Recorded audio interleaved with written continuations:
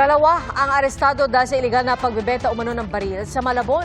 At isa sa mga suspect, rapper na nakilala sa social media. Ating saksihan. Tayo natin yung signal. Sa gilid lang ng kalsada ay sinagawang bentahan sa Malabon City, pero maya-maya pa. Ayun.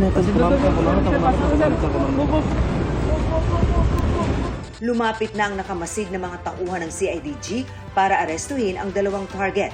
Ang isang suspect, isang rapper, singer-songwriter at miyembro ng isang bandang kilala umano sa social media. May karapat pa yung manahimik.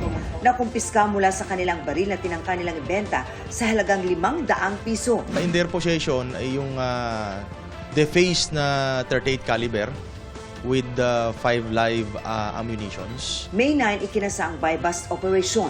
Ayon sa pulisya, bagamat hindi inaamin ng mga suspect, posibleng hindi ito ang unang beses na nagbenta sila ng iligal na baril.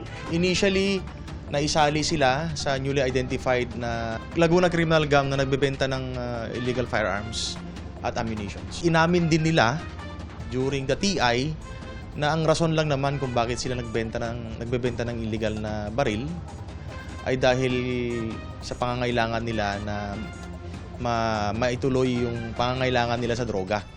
Pero sabi ng suspect, isang beses pa lang siya nagtangkang magbenta ng baril at dahil ito sa matinding pangangailangan. Medyo kinailangan sir ng mabilisang pera. Yung kikitain ko sana doon, yung mapanggastos ko sana sa pagkakagastos ko sa pamilya. Okay, mo saan mo nakuha yung baril niya? Sa grupo namin, pinabibenta lang din sa akin.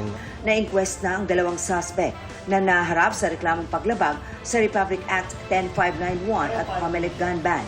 Nakapagpiyansa na ang isa pang suspect na wala pang pahayag.